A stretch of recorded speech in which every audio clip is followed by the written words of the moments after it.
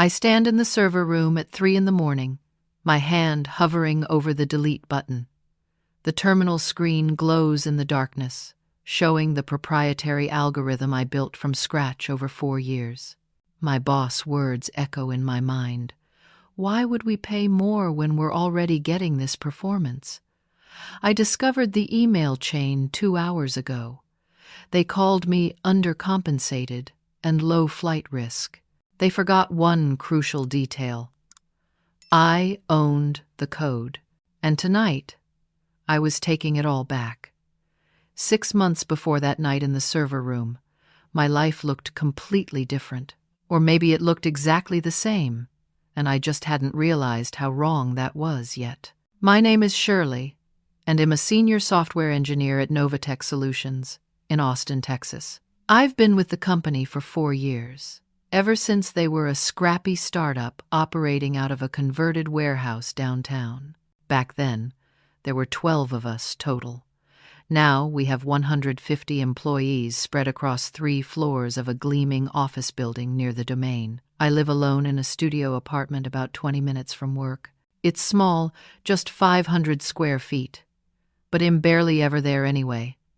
My typical workday starts at 7 in the morning and ends around 9 at night, sometimes later. Most nights I eat dinner at my desk, usually takeout from whatever restaurant delivers fastest. I can't remember the last time I cooked a real meal. The thing is, I didn't mind the long hours. Not at first. I was building something incredible, something that mattered. 4 years ago, I created an algorithm called Quantum Stream. It's a predictive AI system that revolutionized how our company processes data. Before Quantum Stream, Novatech was pulling in about $50 million in annual revenue. Nice, but nothing special in the tech world. After I implemented Quantum Stream, everything changed. Last year, we hit $1 billion in revenue. This year, we're on track for $1.3 billion. I built that, me, sitting at my desk at 2 in the morning on countless weekends, fueled by cold coffee and the belief that my work mattered. The culture at Novatech changed as we grew. We went from startup scrappy to corporate polished. Our CEO, Douglas Hampton, transformed from the guy who wore hoodies to board meetings into someone who wore expensive suits and talked about market positioning. Hez in his late 40s, charismatic, the kind of person who makes you feel special when he pays attention to you, which isn't often anymore. Our CFO, Patricia Brennan, joined 2 years ago. Shez, in her early 50s, always impeccably dressed, and has this way of looking at you like Shez calculating your value down to the penny, which, I guess, she probably is. My direct boss is James Hartford, the CTO. Hez, in his mid-40s, and for a long time, I thought he had my back. He'd stop by my desk, ask how I was doing, praise my work in team meetings. I trusted him. I'm the only woman on the engineering team. There are 8 of us total. The other 7 are nice enough. I mentor 2 junior developers, Marcus and Tyler. They're both in their mid-20s, eager, talented. They come to me constantly with questions, and I always help. Everyone comes to me for help, actually.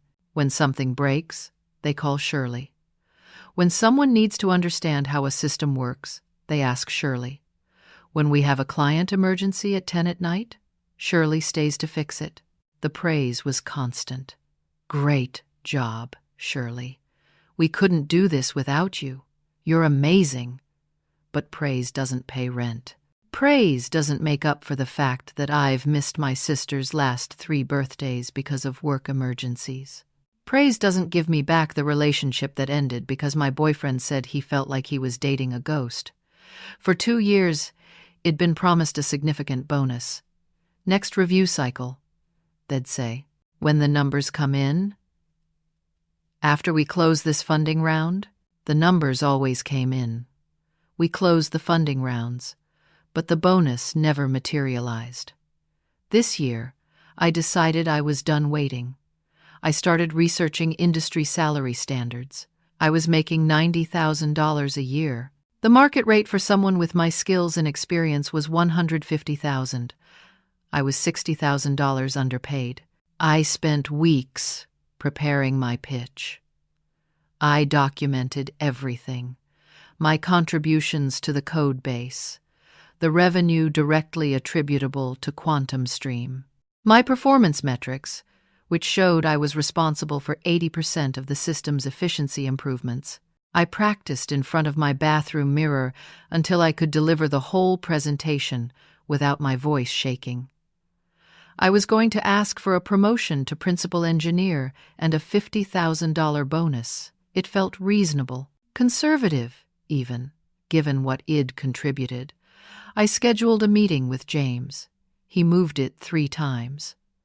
Finally, on a Friday afternoon in late September, we sat down in his office. He seemed uncomfortable from the start. Wouldn't make eye contact. Kept glancing at his computer screen like he was expecting an urgent email to rescue him. I laid out my case, calmly, professionally. I showed him the data, the revenue numbers, the market research. I explained that I loved working at Novatech, but I needed to be compensated fairly.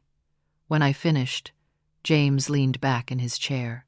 He sighed. Then he said the words that would change everything. Why would we pay more when we're already getting this performance?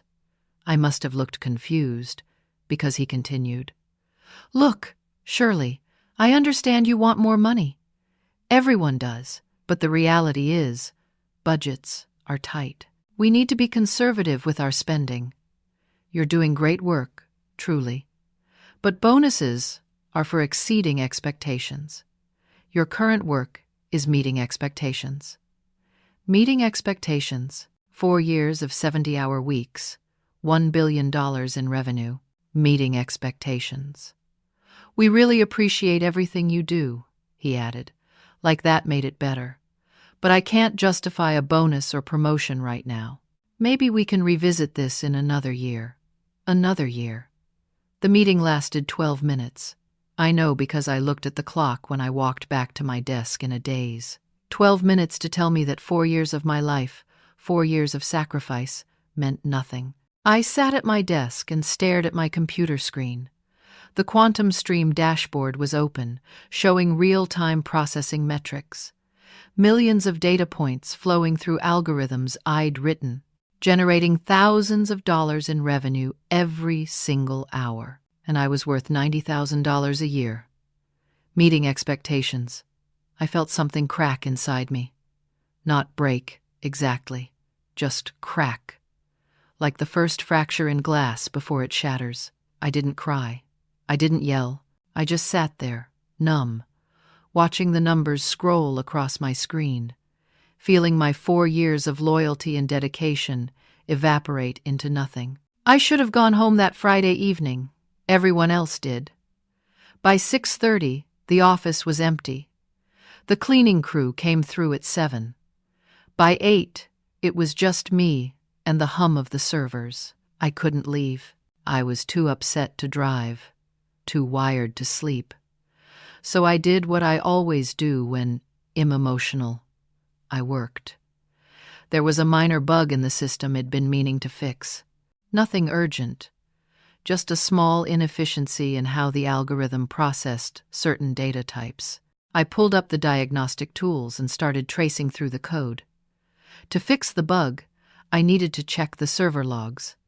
They're stored on a shared drive that the engineering team can access. I navigated to the folder, pulled up the logs, and started reviewing them. That's when I saw it, a directory I'd never noticed before. Probably because I'd never had a reason to dig this deep into the shared drive. The folder was labeled Exec Compensation Strategy 2024. I should have kept scrolling. It wasn't my business. It wasn't relevant to the bug I was fixing. But I was hurt. I was angry. And I was curious. I clicked on it. Inside was a spreadsheet titled Flight Risk Assessment. I opened it. The spreadsheet had rows for every member of the engineering staff, columns labeled name, current salary, market rate, gap, flight risk level, Recommended action.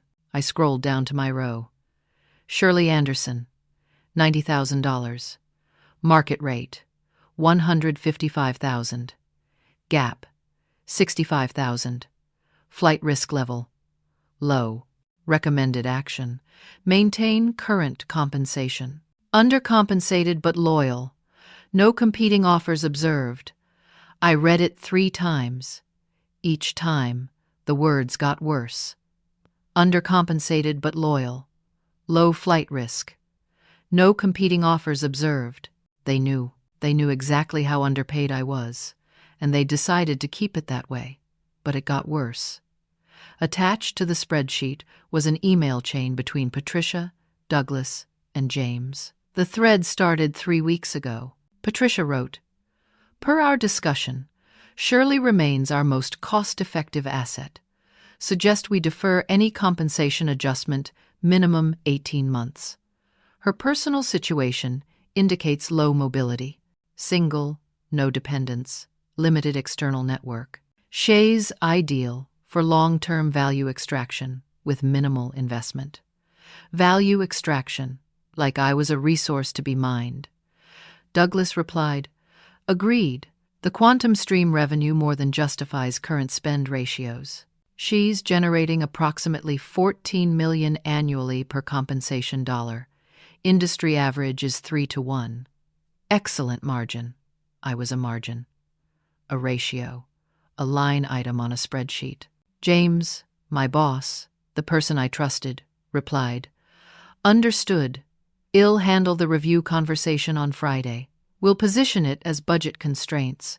Mention possibility of future adjustment to maintain engagement." Future adjustment to maintain engagement.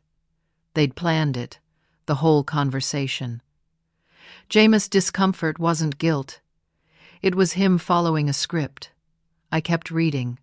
There were more emails, one from Patricia discussing how they'd noticed I hadn't been to any industry conferences in 2 years. "Limited external networking reduces flight risk," she wrote. "Suggest we avoid sponsoring conference attendance." Another email noted my LinkedIn activity. No recent updates. No evidence of job search behavior. Profile suggests low market awareness. They'd been watching me, tracking me, making sure I stayed isolated and underpaid. Douglas wrote, "Long-term strategy. Maintain current compensation through next funding round. Verbal praise liberally applied to sustain morale. If she does eventually request adjustment, offer minimal increase. 10% maximum. She has no leverage and doesn't realize her market value." I sat there, staring at the screen, feeling physically sick. I ran to the bathroom and threw up. Then I sat on the cold tile floor and cried, not quiet tears. Sobbing, the kind of crying that comes from somewhere deep, where you're mourning not just what happened, but who you thought people were. Every great job had been manipulation. Every "we appreciate you" was a calculated strategy to keep me underpaid. Jameis' friendly check-ins weren't kindness. They were surveillance. The betrayal was complete. I don't know how long I sat on that bathroom floor. Eventually, the tears stopped. And in the silence, something clicked in my brain. I pulled out my phone and opened my files. Found the employment agreement I'd signed 4 years ago when I joined Novatech. I'd never read it carefully. I'd been so excited to have the job I'd just signed. I read it now. Every word. Standard non-compete clause, confidentiality agreement. And then, buried in Section 7, subsection C, intellectual property rights. Any and all work product created by employee during the course of employment using company resources and during working hours shall be considered property of the company. Using company resources during working hours, my heart started pounding. I built Quantum Stream on my personal laptop, on weekends, at my apartment. For 8 months before I ever implemented it at work.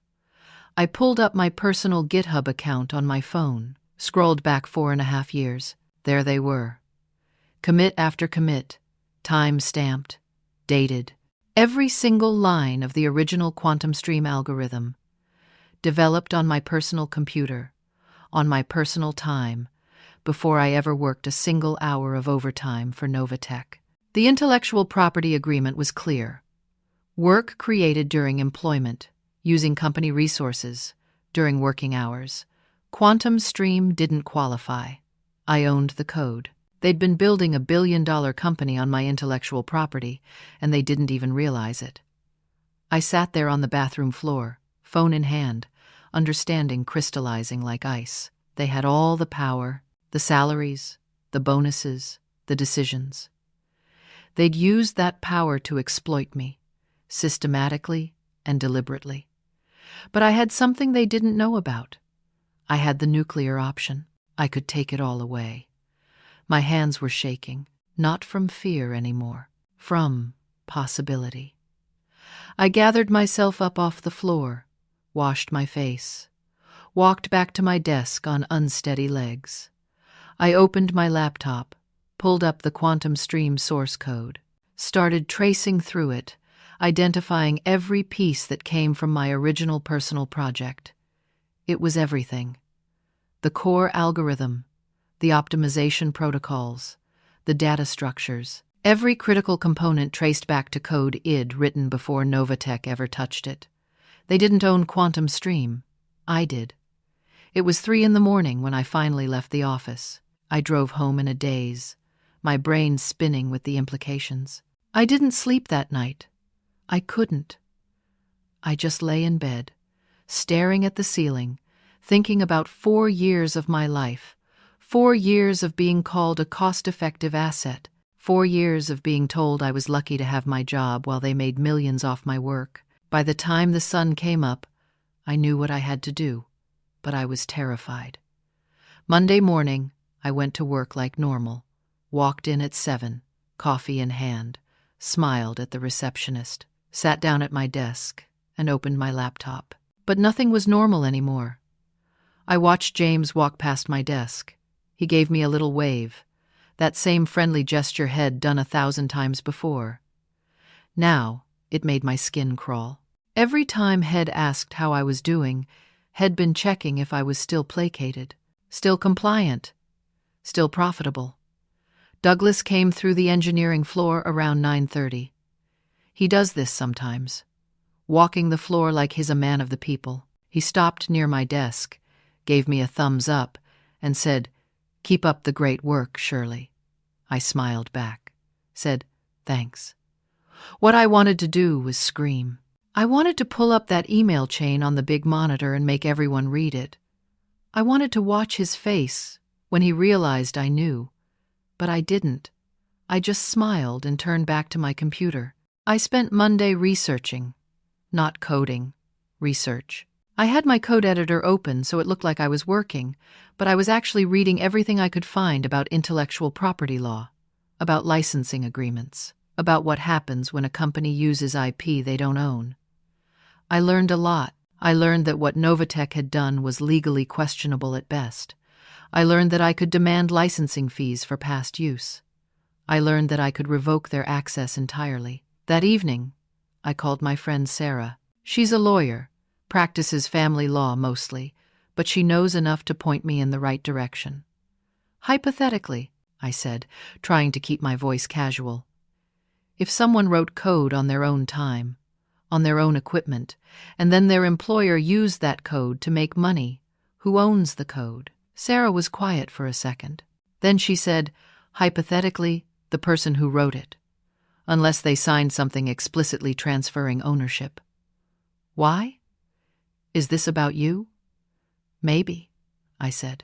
Shirley, if this is about you, you need to talk to an IP attorney, like immediately.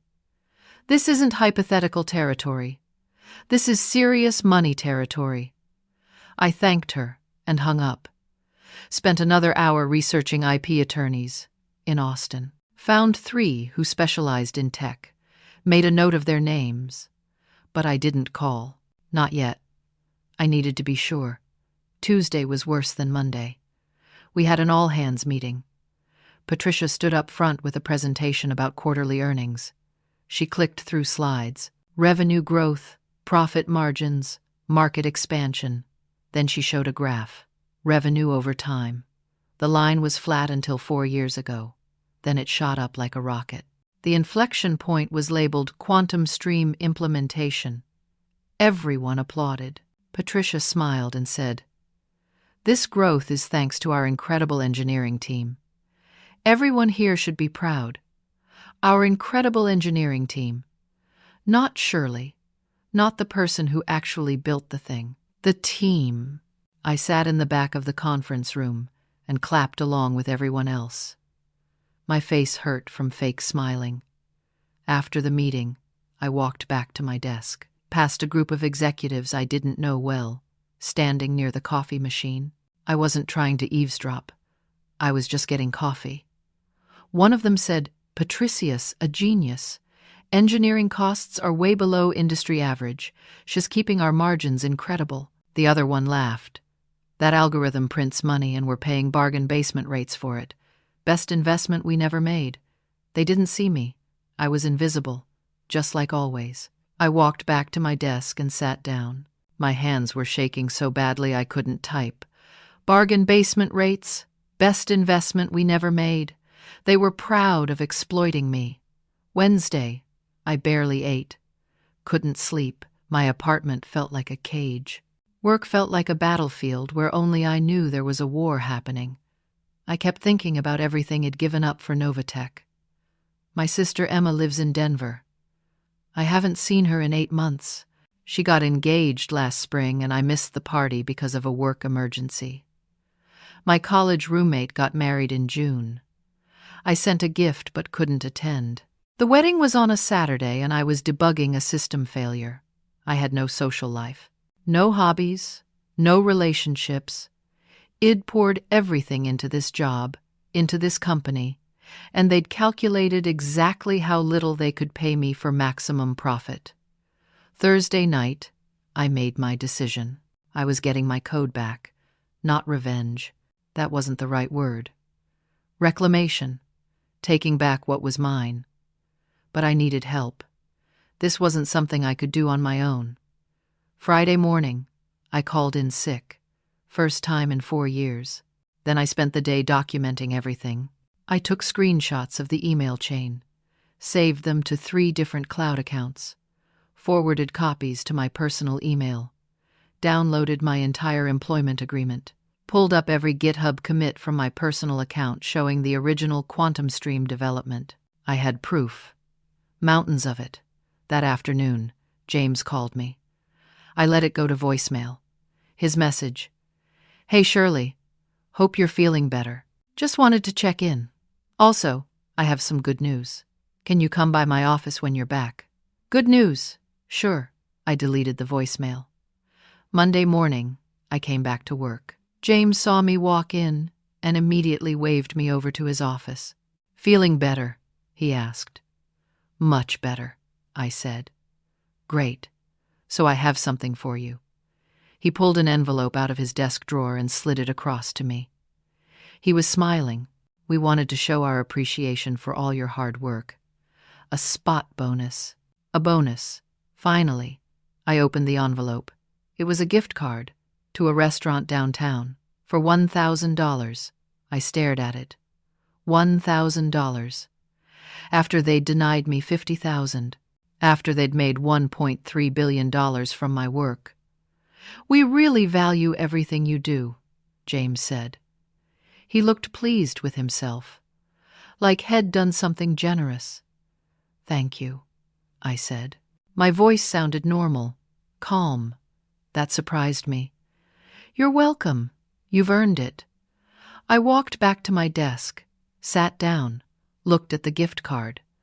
Not even real money. A gift card. Something inside me didn't crack this time. It broke. Completely. Shattered into pieces. That night, I contacted an IP attorney. His name was David Morrison. I sent him everything. Every document. Every screenshot. Every GitHub commit. He called me the next day. "Can you come in?" We need to talk about this in person. I took another personal day, went to his office downtown. It was on the 23rd floor of a glass tower, with a view of Lady Bird Lake. David was in his early 50s, graying hair, sharp eyes. He spent 3 hours reviewing everything I'd brought. Finally, he looked up at me. "You have an airtight case," he said. "This is your intellectual property. They've been using it without a license. You could sue for damages.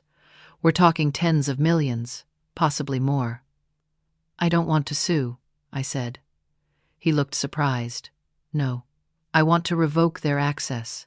Take the code back." He leaned back in his chair. "That would destroy their business. I know. They employ a lot of people. Those people would lose their jobs. I know that too." "Are you sure about this?" I thought about the email. About value extraction. About cost-effective asset. About 4 years of my life. "Yes," I said. "I'm sure." David was quiet for a long moment. Then he nodded. "Okay. Let's do it right. I'll draft an IP claim letter. Well, give them notice before you revoke access. That protects you legally. But surely, once you do this, there's no going back." "Good," I said. "I paid him a $5,000 retainer," he said. "He'd have the letter ready in 3 days." I went home and called Emma. "I'm doing something," I told her. "Something big. Something that might seem crazy." "What kind of crazy?" she asked. I told her everything. The whole story. She listened without interrupting. When I finished, she was quiet for a second. Then she said, "Are you asking my permission? I guess I'm asking if you think I'm making a mistake. Did they think about you when they exploited you? No. Then stop thinking about them. You don't owe loyalty to people who betrayed you." That night, I slept better than I had in weeks. I spent the next 2 weeks preparing. Not just legally, technically, emotionally. David drafted the IP claim letter. It was 5 pages, dense with legal language. But the core message was simple. I own Quantum Stream.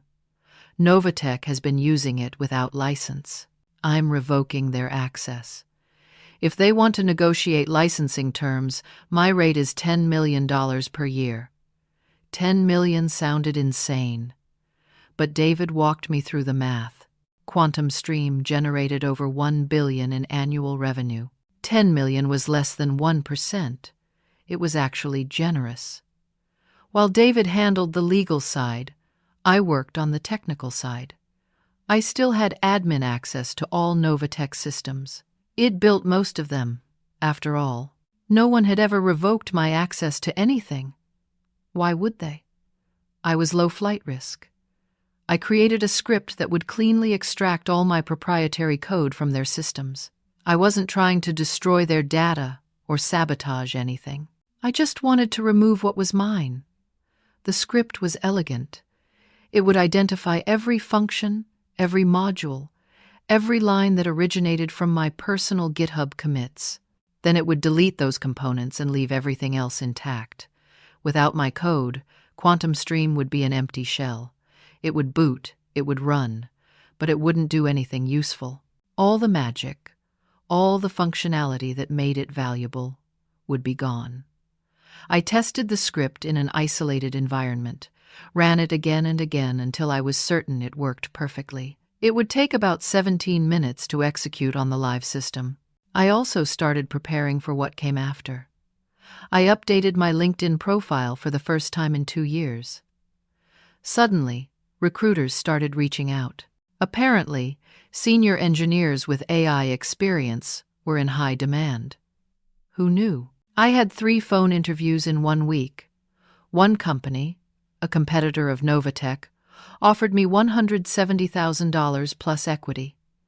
I told them I needed time to think about it, but it was good to know I had options.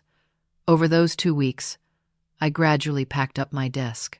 Not obviously, just a few personal items here and there. A photo of Emma and me at the Grand Canyon. A coffee mug my mom gave me. A small plant that was somehow still alive despite my neglect. I took things home slowly, so no one would notice. No one did notice, because no one really saw me. I decided to act on a Friday night, midnight, specifically. That would give them the weekend to discover the problem before markets opened Monday. It seemed fair, somehow. Minimal disruption to users, maximum impact on executives. I drafted the email that would accompany the IP claim letter. Professional, clear, devastating. Subject: intellectual property claim and access revocation. Notice: body. Effective immediately. I am revoking Novatech Solutions access to my intellectual property, which comprises the core quantum stream algorithm and associated protocols. All evidence of ownership is attached. I am willing to discuss licensing terms at $10 million annually.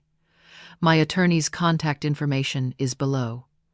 I scheduled it to send at 12:33 a.m. on Saturday, right after the script finished executing. The hardest part was the waiting and the doubt.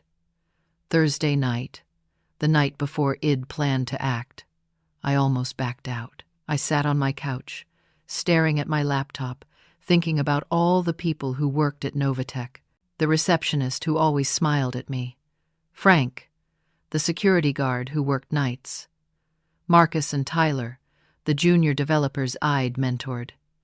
They'd lose their jobs. Maybe, probably.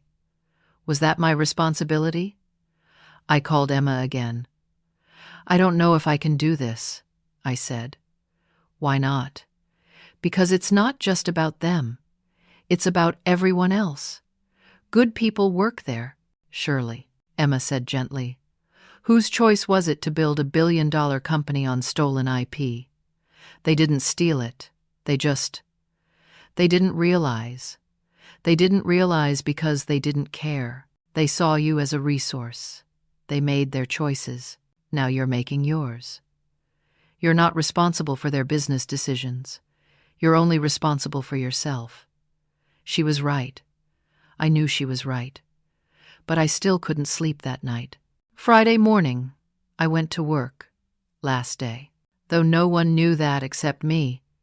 At 4 p.m., Douglas called an all-hands meeting. Emergency announcement, the email said. We all crowded into the main conference room. Douglas stood at the front, and he was grinning. Actually grinning. I have incredible news, he said. As of this morning, we have finalized an acquisition offer. Tech giant corporation is buying Novatech Solutions for $2.1 billion. The room erupted in cheers. People were hugging. Someone opened champagne. This is thanks to all of you, Douglas continued. But especially, this is thanks to our incredible quantum stream technology. That's what made us valuable. That's what made us worth billions. He pulled up a slide showing the executive compensation packages from the acquisition. Douglas, $30 million. Patricia, $25 million. James, $18 million. And for our engineering team, Douglas said, we're offering retention bonuses. $5,000 each if you stay through the transition. $5,000? I sat there, frozen. They were selling the company I built for $2.1 billion. Douglas was getting $30 million. I was getting $5,000. Douglas looked right at me from across the room, made eye contact, smiled, mouthed the words thank you. That was it. I was doing this. Tonight. I left the office at 9 p.m., my normal time. Said goodnight to James as I passed his office. He waved without looking up from his computer. I drove home. My hands were steady on the wheel. I felt calm, clear. This was right. At home, I tried to eat something. Couldn't. My stomach was too knotted up. I took a shower instead. Got dressed in comfortable clothes, jeans, and a sweater. Checked my bag, laptop, backup drives, documentation. I set an alarm for 11:30 p.m. Tried to rest. Couldn't. Just lay on my bed, staring at the ceiling, watching the minutes tick by. When the alarm went off, I got up, grabbed my bag, drove back to the office. The building was dark, except for security lights. I pulled into the garage, parked in my usual spot, took the elevator up to the lobby. Frank was at the security desk. Hez in his 60s, kind eyes, always has a thermos of coffee. "Working late again, Shirley?" he asked. "Just need to finish something important," I said. My voice didn't shake. "You work too hard. You need a vacation. After tonight," I said. "I'm going to take a long one." He laughed. "Good for you. Have a good night." "You too, Frank." I used my badge to access the 4th floor, took the stairs instead of the elevator. My footsteps echoed in the stairwell. The engineering floor was empty, silent except for the hum of computers and air conditioning. I walked through the dark office to the server room at the back. The server room requires a second badge scan. I held my breath as I swiped. The light turned green. The lock clicked open. Inside, it was cold. Server rooms always are. The machines lined the walls, blinking lights in the darkness. The sound of cooling fans filled the air. I sat down at the terminal, the one I'd sat at hundreds of times before to maintain the systems, to fix problems, to make everything run smoothly. Tonight, I was taking it all apart. I logged in with my admin credentials, pulled up the extraction script, reviewed it one final time. 17 minutes from start to finish. Once I pressed enter, there was no stopping it. My finger hovered over the key. I thought about Marcus and Tyler. They were talented. They'd find new jobs. I thought about Frank. He'd be okay. Security guards were always needed. I thought about Jameis' face this afternoon, mouthing thank you while he prepared to collect $18 million. I thought about the email. Undercompensated but loyal. I thought about 4 years of my life. I pressed enter. The script began running. A progress bar appeared on the screen. 0%. I watched the percentage climb. Each tick represented millions of dollars of functionality vanishing from their system. 5%, 10%, my code disappearing. Returning to me. 15%, 20%. I felt sick. My heart was pounding so hard I could hear it. 25%, 30%. At 33%, my scheduled email sent. I heard the soft ping from my laptop. It was done. Douglas, Patricia, James, the legal team, the board of directors. They all just received my IP claim letter. The script kept running. 40%, 50%, halfway gone, 60%. 70%. I stood up, paced the small room, sat back down. 80%, 90%, almost there. 95%, 98%. 100%. The terminal displayed a message. Extraction complete. Proprietary code successfully removed. I ran a diagnostic. Pulled up the quantum stream interface. It loaded, but when I tried to run a basic process, nothing happened. The system was hollow. An empty shell, exactly as planned. I logged out, stood up. My legs felt weak. I walked out of the server room, down the dark hallway, past my desk. I didn't look back. Frank waved as I left. "Have a good weekend, Shirley." "You too, Frank." I got in my car, started driving. My hands were shaking now. It was 1:37 in the morning. I drove home on autopilot, parked, walked up to my apartment, set my laptop on the kitchen counter, and then I just stood there. It was done. It actually done it. I should have felt something. Triumph, maybe, or relief. Instead, I felt empty, numb.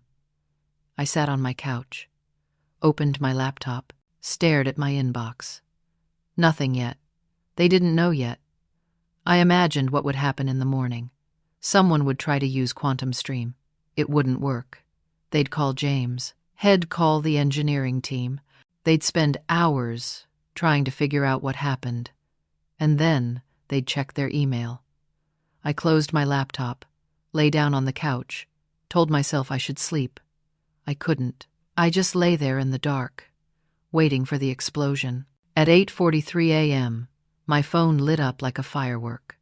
17 missed calls, 32 text messages, 12 voicemails, all from James, Douglas, and Patricia. I scrolled through the texts.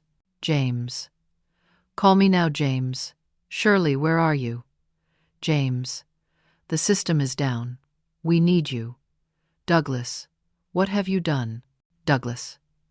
Call me immediately. Patricia. This is corporate sabotage. We will prosecute to the fullest extent of the law. Patricia. You have destroyed this company. Patricia. You will never work in tech again. I didn't respond. Instead, I texted David, my attorney. It's done. They know. He replied immediately. Do not communicate with them. Forward everything to me. I'm handling all contact from this point forward. I forwarded the texts, the voicemails, everything. Then I turned off my phone. I got up, took a shower. The hot water felt incredible. I stood under it until it ran cold. I got dressed. Real clothes, not work clothes. A dress I'd bought a year ago and never worn. I did my makeup, actually did my hair. Then I went to my favorite coffee shop, the one with the outdoor patio and the morning sunshine. I ordered a latte and a croissant. I sat outside in the warm Texas morning and ate breakfast slowly. People walked by, living their normal Saturday lives. None of them knew that a billion-dollar company was imploding 5 miles away. For the first time in 4 years, I felt free. I kept my phone off most of Saturday. Around 4 p.m., I turned it back on long enough to check email. 107 new messages from Novatech. I didn't read them. David had forwarded me one message. Novatech's legal team reached out. They're threatening lawsuit. I replied with our evidence. They went quiet. I turned the phone off again. Sunday morning, David called. I let it ring through to voicemail, then listened to the message. Shirley, call me back. You need to hear this. It's important. I called him. They tried to fix it, he said, last night. They brought in the entire engineering team and took them 12 hours to realize the code isn't corrupted or broken. It's just gone. Marcus, one of your junior developers, apparently told them, quote, "This is all Shirley's original code. Without it, we have nothing." I felt a pang of guilt about Marcus. Had been nothing but kind to me, David continued. Management is panicking. The acquisition is supposed to close in 30 days. Tech Giant is requesting an immediate system demonstration. Without Quantum Stream, Novatech has nothing to demonstrate. What are they going to do? What can they do? They don't own the code. We have documentation proving it. They used your IP without license. They're completely exposed. Have they tried to contact you? Not yet. I think they're still hoping you'll cave if they threaten you enough. They don't understand yet that you have all the power here. I thanked him and hung up. Monday morning, I left my phone on, wanted to see what would happen. The calls started at 7 a.m. I ignored Douglas, ignored Patricia, ignored James. At 9:15, my doorbell rang. I looked through the peephole. Douglas. He buzzed the intercom. Shirley, I know you're angry. Let's talk face to face. Please. I didn't answer. He buzzed again. Shirley, please. Everyone's jobs are at stake here. Marcus, Tyler, all of them. They didn't do anything wrong. Don't punish them for our mistakes. Our mistakes. Finally, an admission. I texted David. Douglas is at my apartment. He replied immediately. Do not engage. This is harassment. I'm sending a cease and desist letter right now. Douglas buzzed 5 more times, then left. By Tuesday, the tech news sites had picked up the story. TechCrunch. Novatech system failure threatens billion-dollar acquisition. Business Insider. When your star engineer owns the code. A cautionary tale. The articles didn't name me, but people in the industry knew. I started getting LinkedIn messages.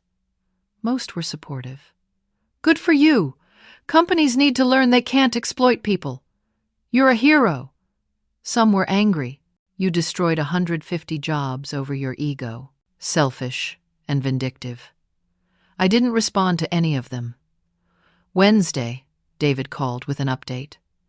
Novatech's legal team did a deep dive on your employment agreement. They've confirmed you're right. You own the intellectual property. Their own lawyers told Douglas there's no case against you. What about the acquisition? Tech Giant is demanding a system demonstration in 10 days. Novatech is trying to get an extension. Tech Giant is not happy. Word is they're considering walking away from the deal. Thursday afternoon, David forwarded me an offer from Novatech. They'd pay me $500,000 per year as a licensing fee, plus a $50,000 retention bonus, plus stock options. I laughed. Actual laughed out loud. Counter offer, I told David. $10 million one-time payment, or $10 million per year for ongoing license. That's aggressive, David said. That's less than 1% of what they're making from my work. It's actually generous. He sent the counteroffer. Friday, they rejected it. Offered $1 million as a one-time payment instead. I rejected that, David called me. They can't believe you won't take the money. They still don't understand. I don't need them. They need me. You're really willing to walk away? I already have job offers, David. I'm fine. And I was. That week, 3 companies had reached out with serious offers. All of them were over $150,000. One was over $200,000. Friday evening, I got a LinkedIn message from Marcus. I always knew you built everything. This is wrong what they did. Half the team is planning to quit anyway. You taught me everything I know. Thank you for standing up for yourself. I stared at that message for a long time, then replied, Thank you. That means a lot. You're incredibly talented. You're going to be fine. Over the next hour, 5 other engineers from Novatech sent similar messages. I wasn't alone. They'd seen what happened. They knew. Saturday morning, 10 days after Eid deleted the code, David called. You're not going to believe this, he said. Try me. Tech Giant Corporation contacted me. Not Novatech, Tech Giant, directly. Why? They did their due diligence on the acquisition, discovered what Novatech did to you. They're furious. They were about to pay $2.1 billion for a company that doesn't actually own its core technology. My heart started racing. What do they want? They want you. They want to hire you directly. Bring Quantum Stream with you. They'll pay you what you're actually worth. How much? $200,000 base salary, $400,000 signing bonus. Stock options worth an estimated $2 million over 4 years. And surely, there's more. What? They're still buying Novatech, but at a reduced price, $800 million instead of $2.1 billion. That means Douglas loses $28 million. Patricia loses $23 million. James loses $16 million. I sat down. They're being punished. They are. And you're being rewarded. Tech Giant wants an answer by Monday. I didn't need until Monday. Yes, I said. Tell them yes. 2 weeks later, I started at Tech Giant Corporation. The office was in San Francisco. They paid for my relocation. I found an apartment in Pacific Heights with a view of the bay. Real hardwood floors, natural light, space to actually live. My first day, they introduced me to my team, 12 engineers. All of them talented, all of them excited to work with me. My title was Principal Engineer. The title I'd asked Novatech for and been denied. The work-life balance was shocking. 45-hour weeks, actual vacation time, They encouraged me to take it. I had team lunches, happy hours, company events. I met people, made friends. I felt like a human being again, not a resource to be extracted. Before I officially started, I agreed to one meeting with Douglas. David thought it was a bad idea, but I needed closure. We met at a coffee shop halfway between Austin and San Francisco. Neutral territory. I flew in just for this. Douglas looked terrible. Head, aged 10 years in 3 weeks. His suit didn't fit right, like head lost weight. There were dark circles under his eyes. "Thank you for meeting me," he said as he sat down. I didn't say anything, just waited. "I don't expect forgiveness," he continued. "I just want to understand why. Why did you do it?" I pulled out my phone, opened the screenshot of the email chain, the one that called me undercompensated but loyal, the one about value extraction. I slid the phone across the table. He read it. I watched his face change as he realized what he was looking at. "Where did you get this?" he asked quietly. "From your shared drive, the one you forgot I had access to." He closed his eyes. "We thought we were being smart business people. You were being short-sighted and cruel. I know that now. Do you? Do you actually understand what you did?" He looked up at me. "We destroyed our own company because we couldn't pay you fairly. If we'd just given you the $50,000 bonus and the promotion, none of this would have happened. We'd have our $2.1 billion acquisition. It'd have $30 million. You'd have a lot more than that," I said. "You'd have your reputation, your integrity, your company. I know. You don't, though. You think this is about money. It's not about money.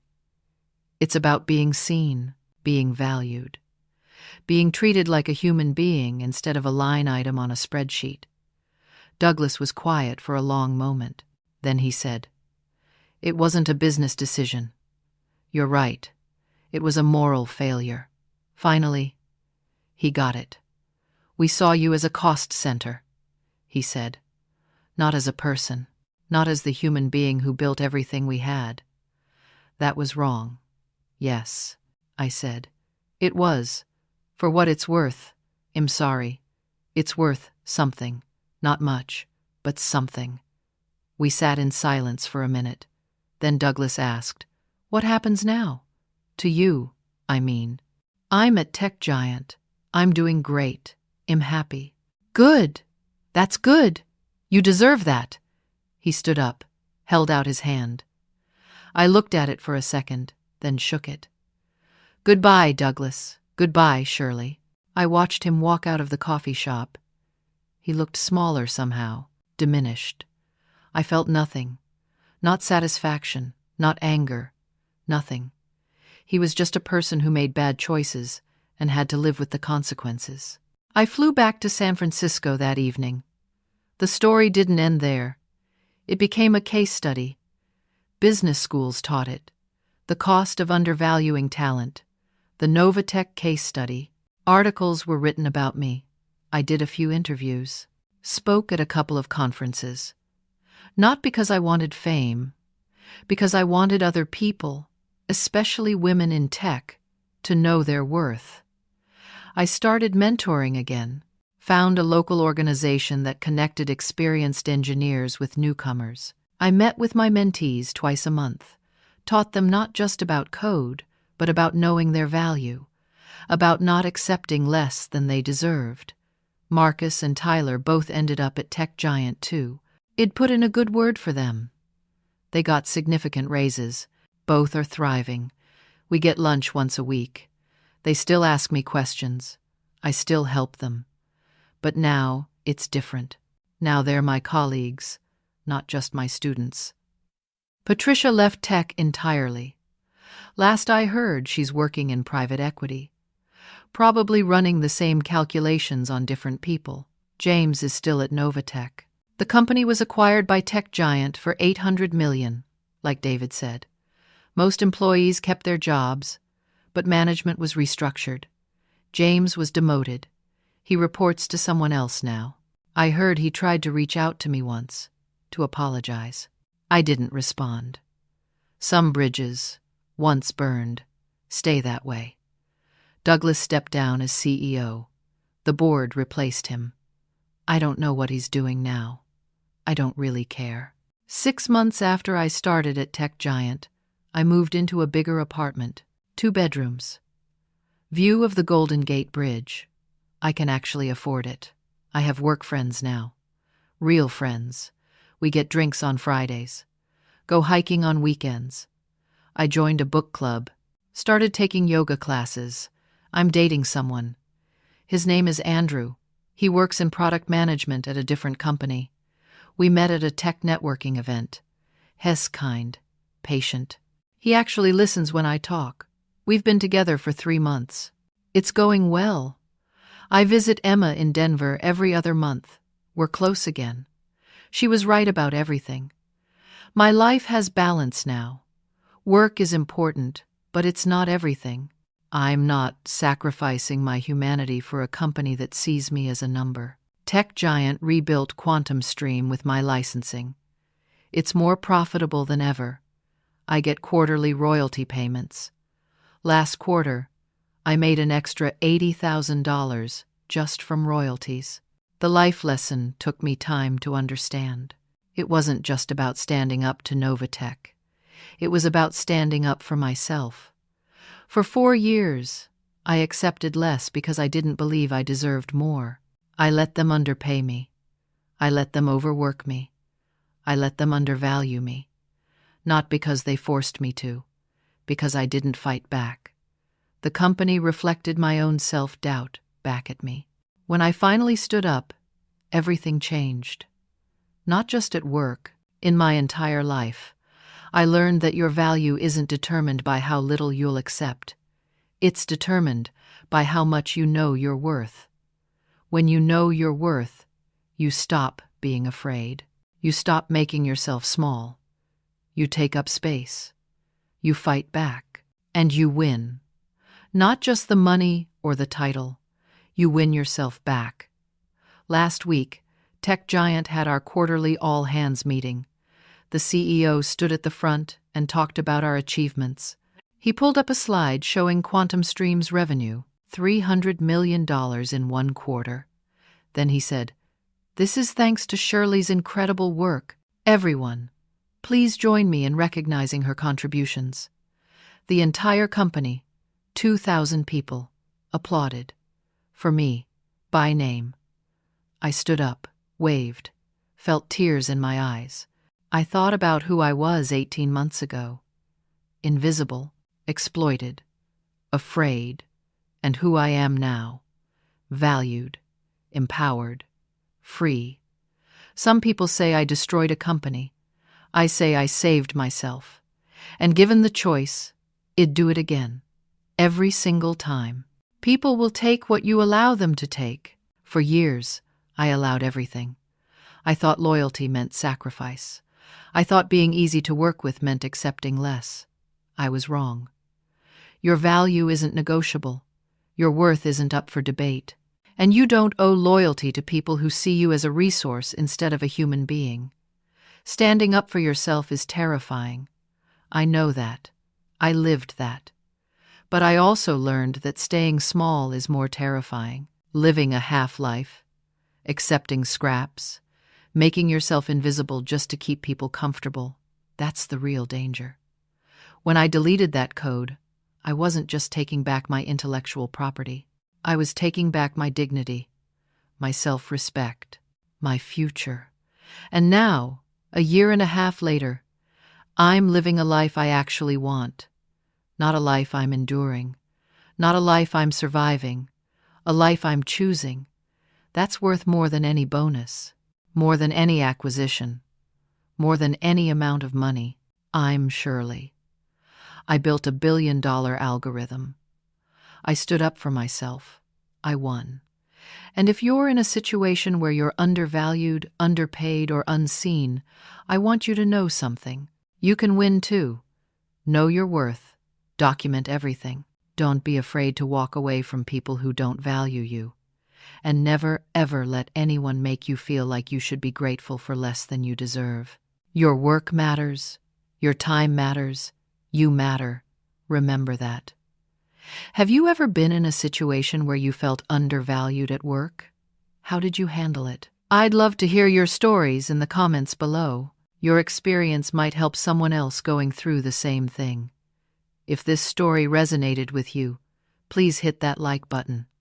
It helps others find these stories and know they're not alone.